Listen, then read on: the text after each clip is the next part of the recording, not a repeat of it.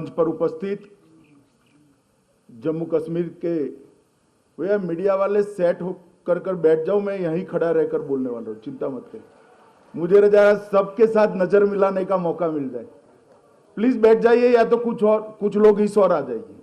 Please बैठ जाइए, जिसके पास स्टैंड है बैठ जाए, जिनके पास स्टैंड नहीं है मेरे नजदीक आ जाए। अरे बैठ जाओ यार, मैं जिद्दी किस्म का आदमी शुरू नहीं करूंगा तब तक।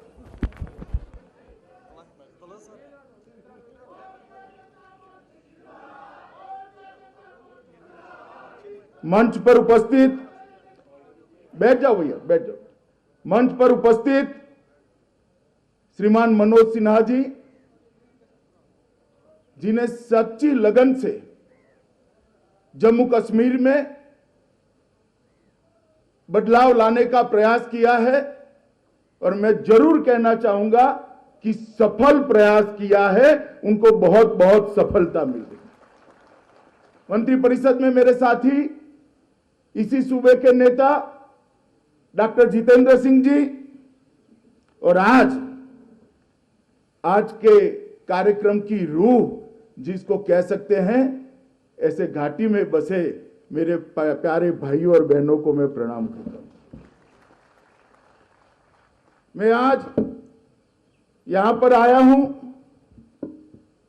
5 अगस्त 2019 को हमने एक फैसला किया था।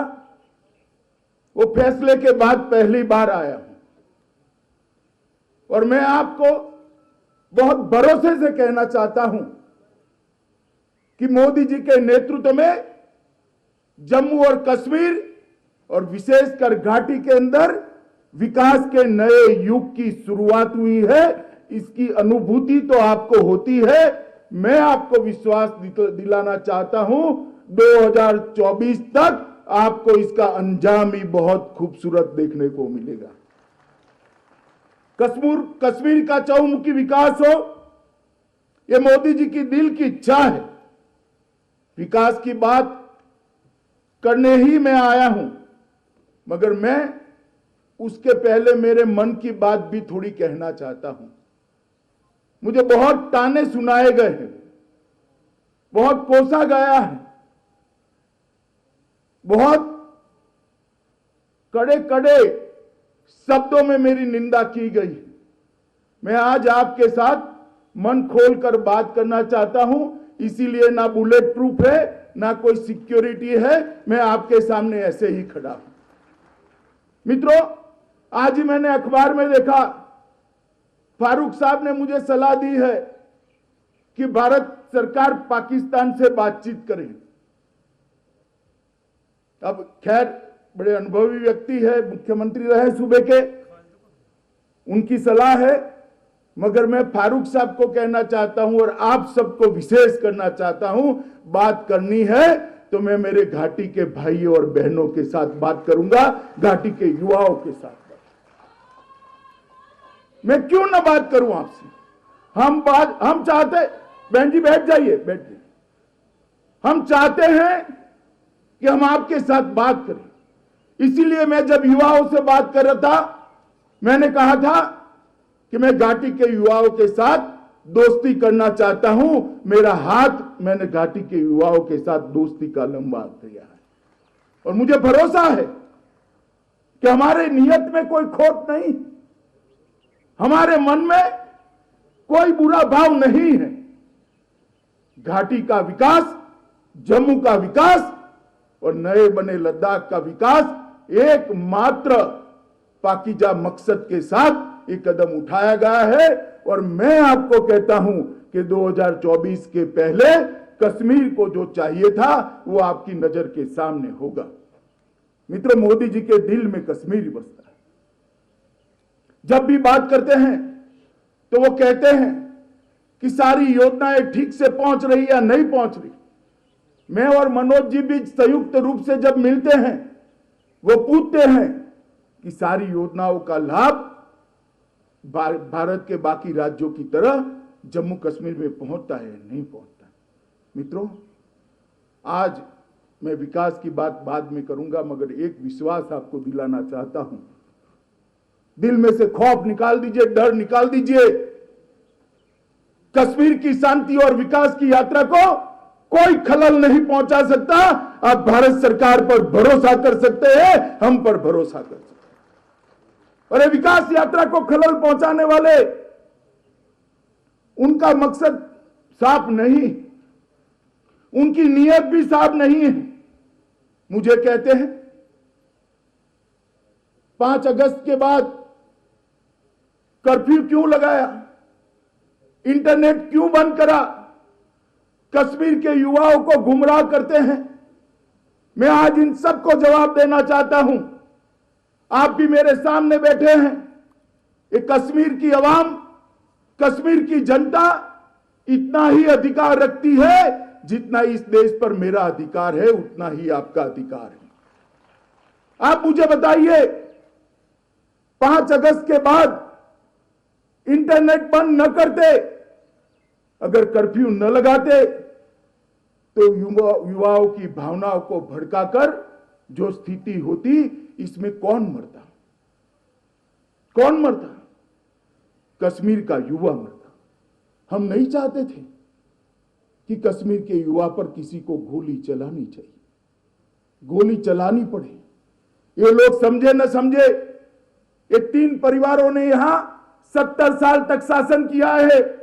ये न समझे समझे, हम जरूर समझते हैं एक बूढ़े बाप पर युवा बेटे के जनाजे का बोझ कितना बड़ा होता है, ये हम समझते हैं। आपके शासन के अंदर 40,000 लोग घाटी के अंदर मारे गए। आज तक आतंकवाद और दहशतगर्दी की निंदा नहीं की है। बोलते हैं तो क्या बोलते हैं, ये मारा गया, ठीक नहीं हुआ। मगर मारा उसने ठीक किया क्या? वो नहीं कहते हैं। मैं आपके सामने साफ करने आया हूं, उनको मारने की इजाजत हम नहीं देंगे, उनको शांति में खलल नहीं पहुंचाने देंगे, और यहां पर जो अमन और चैन है वो बरकरार रहेगा। मित्रों, बहुत लोगों ने सवाल उठाए, ये कर्फ्यू बंद है, इंटरनेट बंद है।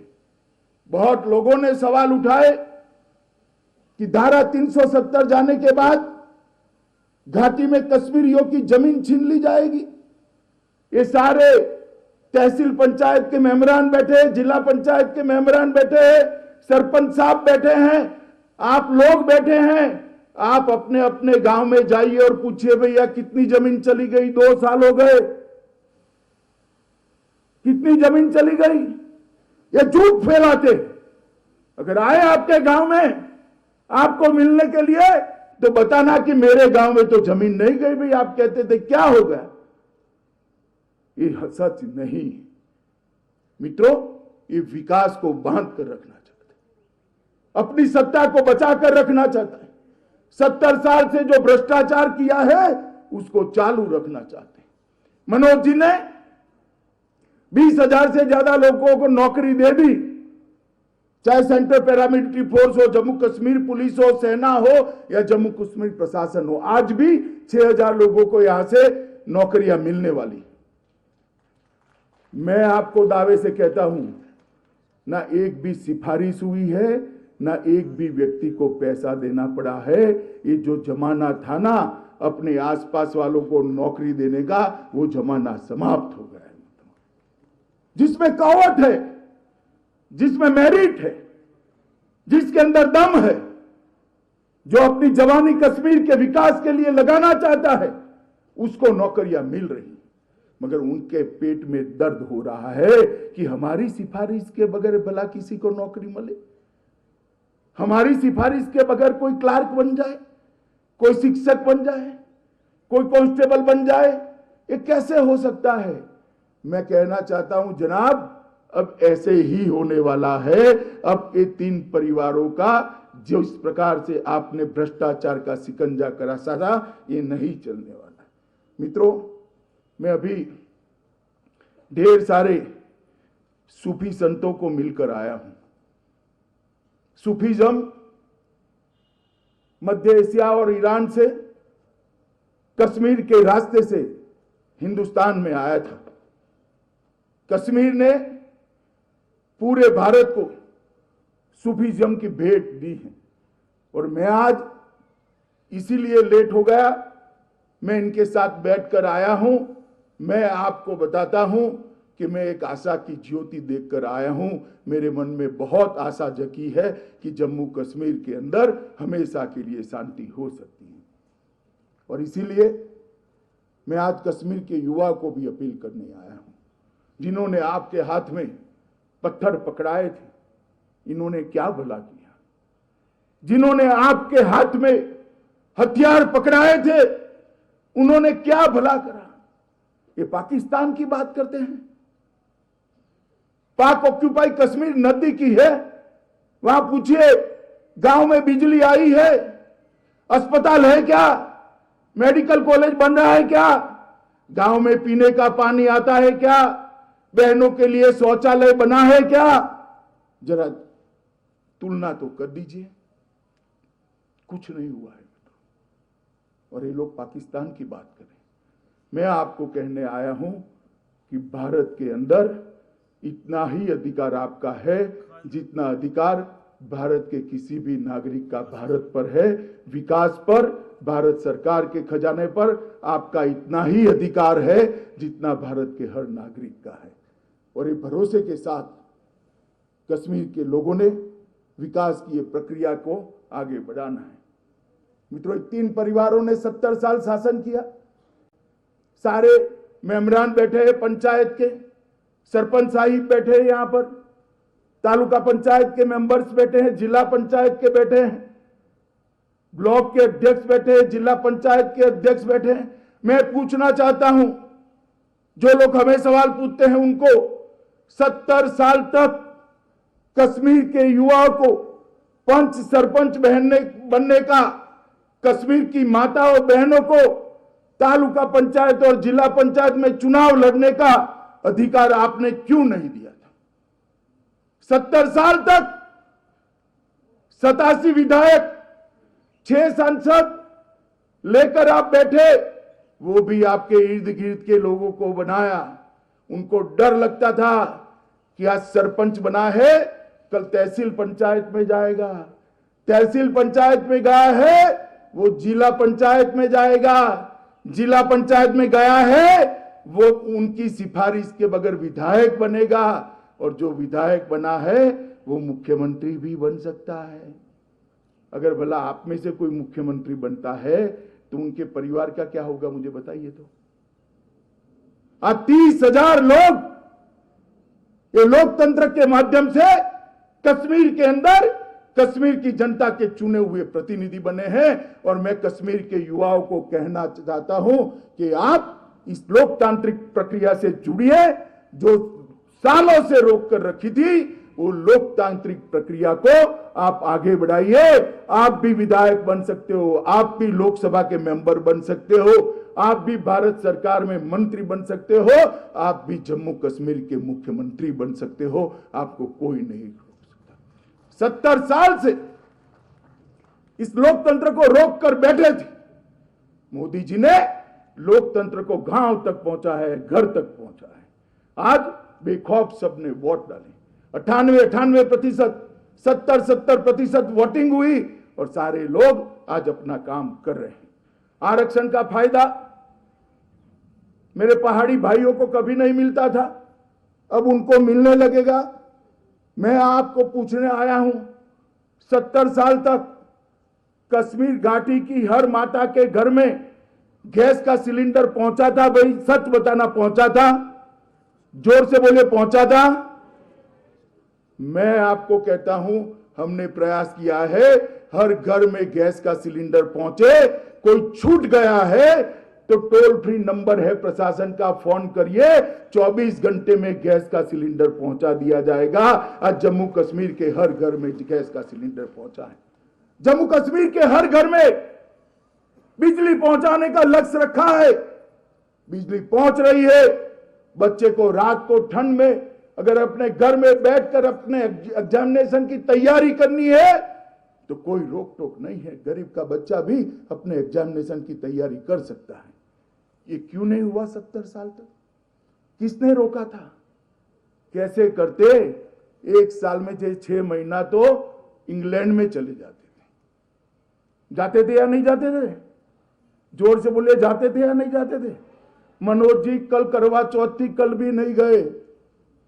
यहां 24 घंटे कश्मीर की आवाम की सेवा में लगे हैं। मैं आशा करता हूं कि कश्मीर का अगला मुख्यमंत्री भी ऐसा ही आए, जो लंदन न जाए, कश्मीर के अंदर, अनंतनाग के अंदर जाकर कश्मीर की जनता की आवाज सुने। मित्रों, 55,000 गरीब लोगों को घर देने की शुरुआत नरेंद्र मोदी जी ने की। 55,000 गरीबों, इसमें से करीब करीब जम्मू और कश्मीर दोनों इलाके मिलाकर 20,000 से ज्यादा लोगों को घर मिल चुका है। आज तक कश्मीर के 55,000 परिवारों को रैन बसेरा नहीं था। मैं आपको वादा कर जाता हूं, 2022 के दिसंबर के पहले कश्मीर में घर बगैर का कोई नहीं होगा, हर एक के पास अपना घर होगा। कश्मीर के हर घर के अंदर शौचालय पहुंचाने का काम मोदी जी ने समाप्त कर दिया। आज माताओं बहनों के लिए कितनी बड़ी सुविधा है, स्वास्थ्य के लिए कितनी बड़ी सुविधा है, और शुरू किया है अब हर घर के अंदर नल से शुद्ध पीने का पानी पहुंचाने की शुरुआत की। 2 पूरे जिले, घाटी के 2 पूरे जिले, हर घर में नल पहुंचाने का काम समाप्त हो गया है, और 11 जिले इस दिसंबर तक हम समाप्त कर देंगे, और 2022 दिसंबर तक कश्मीर के हर घर में नल से पानी पहुंचाने का काम समाप्त कर दिया जाएगा। मैं ये पूछना चाहता हूं, जो मुझे बार बार सवाल पूछते हैं, उनको पूछना चाहता हूं, आपने क्यों गैस नहीं पहुंचाया? बोला, जवाब दीजिए। कश्मीर की जनता को बिजली क्यों नहीं पहुंचाई? घर क्यों नहीं दिया? शौचालय क्यों नहीं दिया? हर घर में नल से शुद्ध पीने का पानी क्यों नहीं दिया? और आज मैं एक बात करना आया हूं, जो मोदी जी की मन की बात है। पूरे देश भर में मोदी जी ने एक व्यवस्था करी है कि हर गरीब को 5 लाख तक का स्वास्थ्य का पूरा खर्चा भारत सरकार देगी, हर गरीब। देश में 60 करोड़ लोगों को दे रहे हैं। मगर जब जम्मू कश्मीर की बारी आई, उन्होंने कहा, मनोज भाई को कहा, मनोज भाई, कश्मीर ने बहुत सहा है, बहुत गांव है कश्मीर, उनके लिए गरीब छोड़ दीजिए, हर कश्मीरी को 5 लाख तक की सहाय देने का निर्णय करिए, और सेहत योजना है। आज सेहत योजना के तहत जम्मू हो या कश्मीर, हर कश्मीरी को 5 लाख तक का पूरा खर्चा आज जम्मू कश्मीर प्रशासन उठा रही है। कोई गरीब बच्चे के बूढ़े बाप को भगवान न करे कैंसर की बीमारी हो जाए, दिल का दौरा पड़े, ब्रेन स्ट्रोक आ जाए, वो असहाय नहीं है। पहले तो बाप ही कहता था, बेटा कितना लोन उठाएगा, मैं तो मरूंगा, बाद में तू लोन के बोझ से मर जाएगा, जो होगा भगवान करेगा, छोड़ दो। मगर आज उसको असहाय नहीं है, वो अपने बूढ़े बाप को लेकर अस्पताल में जाता है और नरेंद्र मोदी का दिया हुआ कार्ड यूं स्वैप करता है और अपने बाप की जान बचाता है। मित्रों, पूरे देश भर के अंदर ये योजना गरीबों के लिए है, और मेरे जम्मू कश्मीर के अंदर ये योजना हर कश्मीरी के लिए है। मैं पूछना चाहता हूं, फारूक साहब जरा हिसाब तो दीजिए, 70 साल तक ये कश्मीरियों के इलाज की व्यवस्था आपने क्यों नहीं करी? भला एक बार कश्मीर की जनता को आप बता दीजिए। महबूबा बहन, आप भी जरा एक बार बता दीजिए, इतना लंबा शासन रहा, आपने क्यों नहीं करा? मित्रों, डायरेक्ट बेनिफिट ट्रांसफर, हर व्यक्ति के घर में बैंक अकाउंट खोलने का काम मोदी जी ने समाप्त कर दिया। विधवा सहाय, वृद्ध सहाय, बच्चों के वजीफे, ये सारा कोई कमीशन लेने की जरूरत नहीं है, कोई कमीशन देने की भी जरूरत नहीं है। सीधा एक बटन दबाते ही आपके अकाउंट में ट्रांसफर हो जाता है और आपके पॉकेट में आ जाता है। 12 लाख किसानों को, जम्मू कश्मीर के 12 लाख किसानों को मोदी जी दिल्ली से बटन दबाते हैं, हर साल 6,000 रुपया सहायता का उसके बैंक के अकाउंट में पहुंच जाता है। मित्रों, पहुंच जाता है। मैं आप लोगों के कहने, आप चिंता करिए, चिंतन करिए, सोचिए। ये अलग अलग बातों से आपको गुमराह करते हैं। ये सारी बातें पहले क्यों नहीं, जो ये 2 साल के अंदर हो गई, पहले क्यों नहीं हुआ था? किसको हिसाब देना है बताइए? मुझे देना है क्या? मुझे देना है? भैया जिसको हिसाब देना है उसे मांगिए तो खरा, जरा पूछिए। ये सब बातें अब बाद में करिए, पहले ये सब काम क्यों नहीं हुआ? मित्रों, भ्रष्टाचार नाबूद हो गया है। मनोज जी ने बड़े भावुकता के साथ कहा, नीचे कहीं चलता होगा, परंतु इसको भी नाबूद करने के लिए एडमिनिस्ट्रेशन के अंदर आमूलचूल परिवर्तन लाया जा रहा है। मैं अभी अभी कोरोना का प्रकोप आया, कोरोना के प्रकोप में पूरी दुनिया इसके सामने लड़ रही थी। मोदी जी के नेतृत्व में भारत भी लड़ा, कश्मीर भी लड़ा, टीका ढूंढ लिया गया, टीका देने की शुरुआत हुई। मुझे एक बात बताओ भाई, सबसे पहले 100% वैक्सीनेशन, 100% टीकाकरण कौन से राज्य का हुआ मालूम है आपको? कौन से राज्य का हुआ? जोर से बोलिए, कौन से राज्य का? क्यों हुआ? क्योंकि मोदी जी मानते हैं जम्मू कश्मीर ने बहुत घाव झेले हैं, सबसे पहले कोरोना से सुरक्षित आज जम्मू कश्मीर को कर देना चाहिए मित्रों। और इसलिए जम्मू कश्मीर के हर युवा को, हर वृद्ध को, हर लोगों को जो टीका देने के लिए जिनका वय है, वो सभी को टीका देने का काम समाप्त हो गया है। दूसरे चरण का भी 50% काम हमने समाप्त कर दिया। मैं धड़ल्ले से विश्वास के साथ कहता हूं, जिसको एक टीका न मिला ऐसा कोई हो तो जरा हाथ खड़ा करिए। एक का दुक्का कोई छूट गया, एक भी नहीं खड़ा हुआ, सबको मिल गया है। ये नरेंद्र मोदी जी की कश्मीर के लिए लगाव का ये उदाहरण है, ये प्रमाण है, तभी जाकर ये होता है।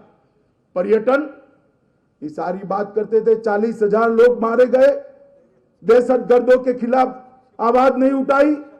हमेशा पाकिस्तान से बात करो, हुर्रियत से बात करो, लगाते रहे, क्या नतीजा हुआ?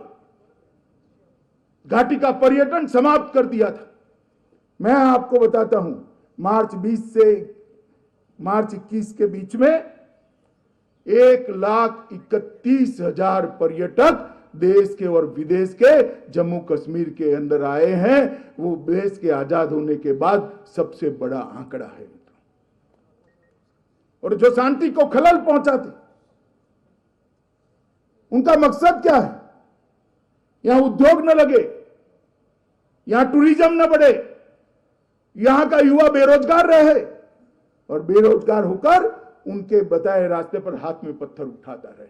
हम चाहते हैं वो हाथ में पत्थर न उठाएं, हाथ में पुस्तक उठाएं। हम चाहते हैं वो हाथ में पत्थर न उठाए, वो हाथ में कलम उठाए।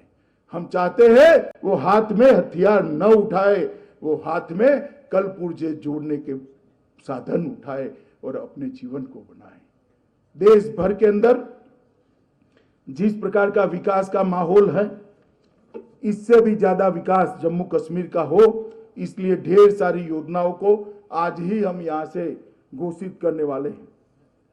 बेमीना श्रीनगर में 500 बिस्तरों वाला अस्पताल 115 करोड़ रुपए की लागत से पूरा होने का काम हो गया है। आप उसका फायदा उठा रहे हो, पैसा भी नहीं देना है, वहां जाकर वो कार्ड स्वैप कर देना और याद करना कि 70 साल तक इन्होंने कुछ नहीं किया था।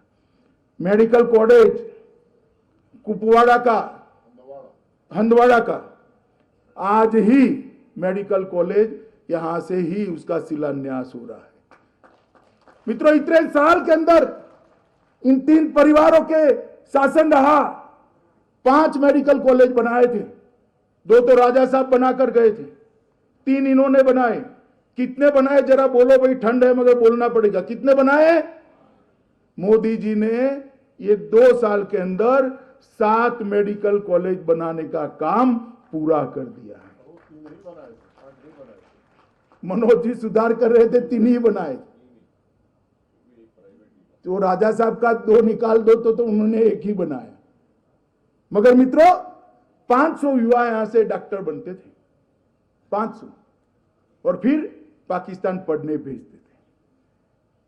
मैं आपको कहने आया हूं, कोई बच्चे को पाकिस्तान पढ़ने भेजने की जरूरत नहीं है। अब कश्मीर के अंदर 2000 युवा मेडिकल डॉक्टर बन सकते हैं, 2000 युवा। ये मोदी जी का शासन है। खीराम अनंतनाग के रास्ते, संगम से सेरी गुफवाड़ तक सड़क का चौड़ीकरण 46 करोड़ के खर्चे से हो रहा है। नौगाम, जलपुरा, बांदीपुरा में नाला फिरोजपुरा पर 5 बाय 40 मीटर का स्पेन स्टील गर्डर का पुल का निर्माण 11 करोड़ की लागत से, 160 MVA 220 by 33 kV gas insulated substation Lasipur Pulwama में 76 करोड़ के लागत से, केंद्रीय पुस्तकालय Islamic university of science and technology के अंदर यहाँ के बच्चों के लिए बनाया जा रहा है। सड़कें और पुलों में पिछले वर्ष 2000 करोड़ की सड़कें बनाई, इस बार 4000 करोड़ की सड़कें बनाने का काम भी आज ही हम शुरू कर रहे हैं। PM पैकेज रोजगार के तहत 841 कर्मचारी को आज नियुक्ति देने जा रहे हैं।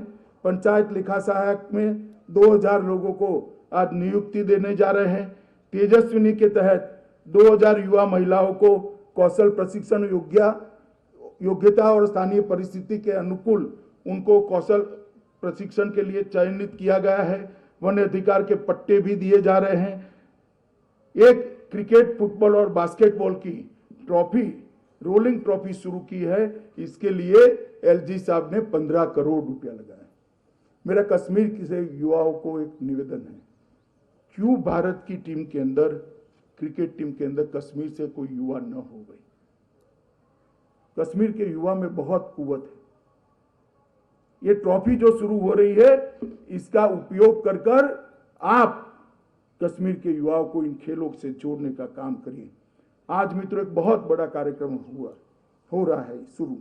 75 सूफी धार्मिक स्थलों को, मंदिरों को, गुरुद्वारों को और इस्लामिक धार्मिक स्थलों को उन्नयन सरकारी खर्चे से कर यहाँ पर फिर से एक बार गंगा जमनी तहजीब की शुरुआत की जा रही है। परागमन आवास का निर्माण, एक हॉस्टल बन रही है ट्रांजिट आवास के लिए, और औद्योगिक विकास की भी मैं बात करना जरूर चाहूंगा मित्रों। औद्योगिक विकास के लिए अब तक 70 साल में इन 3 परिवारों का टोटल 12 से 15 हजार करोड़ रुपए का निवेश आया था। मैं फिर से एक बार आपसे बुलवाना चाहता हूं, कितना निवेश आया था? 12 से 15 हजार करोड़। जोर से बोले, कितना? बराबर है। मोदी जी ने एक इंडस्ट्रियल पॉलिसी लाई, पूरे देश में सबसे ज्यादा टैक्स की रियायत वो पॉलिसी में दी है। और आज मैं आपको बताता हूं, 6 महीने ही हुए हैं, हम 12,000 करोड़ रुपया क्रॉस कर गए हैं। 7,000 करोड़ रुपया जम्मू में इन्वेस्टमेंट हो रहा है, 6,000 करोड़ रुपया मेरी कश्मीर घाटी में इन्वेस्टमेंट हो रहा है, और आज ही 500 करोड़ रुपया जो इन्वेस्ट कर रहे हैं उनको जमीन देने का कार्यक्रम है।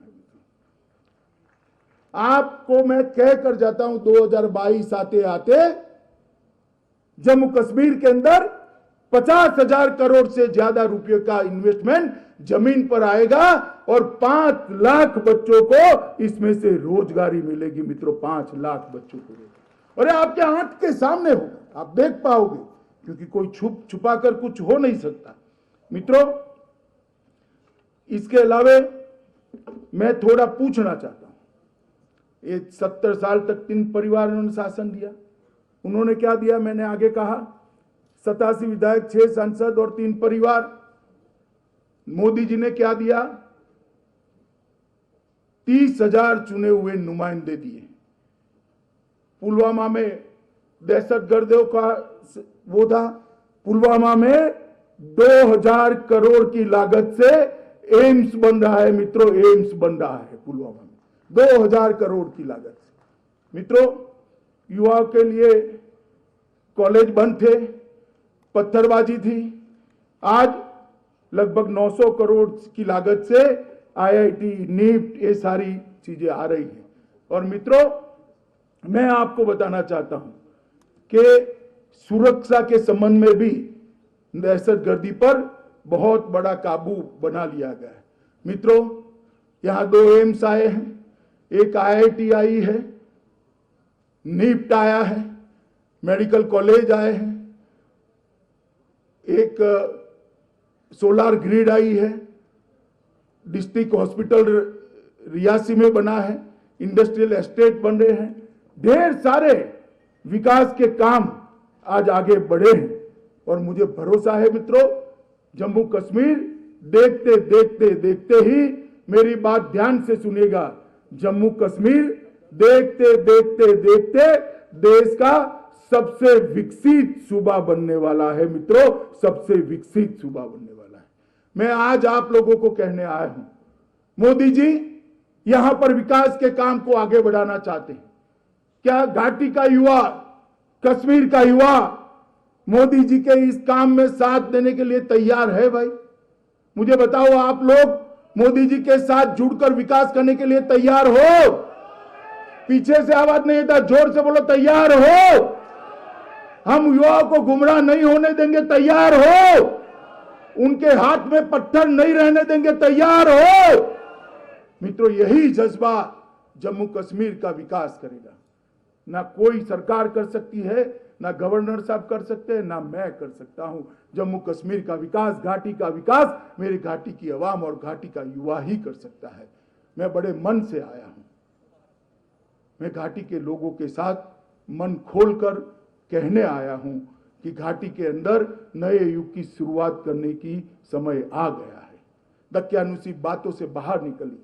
ये गुमराह जो करते हैं उनको सवाल पूछिए, और उन्होंने क्या करा इसका हिसाब मांग लीजिए। बहुत हो गया, 40,000 लोग मारे गए हैं, चाहे सेना के हो, चाहे पुलिस के हो, चाहे दहशतगर्द हो, चाहे जनता के मारे गए, अवाम के मारे गए। 40,000 लोग युद्धों में नहीं मारे जाते हैं। अब हमें वापिस आना है या नहीं आना? जम्मू कश्मीर की जनता, घाटी की जनता तय कर ले। मोदी जी के बताए रास्ते पर आगे बढ़ना है और जम्मू कश्मीर को देश का सबसे विकसित सूबा बनाना है। मित्रों, आप मेरे साथ तैयार है? जोर से बोलिए, तैयार है?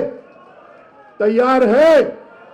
तो मित्रों, मेरी बात तो अब समाप्त हुई, आपका काम अब शुरू हुआ और अभी उद्घाटन का कार्यक्रम बाकी है। आप थोड़ी देर जरूर बैठिए। सारे लोगों को, बच्चों को यहां से रोजगारी का पत्र दिया जाएगा और उद्घाटन भी करे जाएंगे। जो योजनाएं मैं बोली हूं, इसका मेरी आप सभी को बहुत बहुत शुभकामनाएं, विशेषकर जम्मू कश्मीर के युवाओं को, और इसमें भी विशेषकर घाटी के युवाओं को बहुत बहुत ढेर सारी शुभकामनाएं कि आज आने वाला समय हम सबके लिए उज्जवल हो। भारत माता की जय।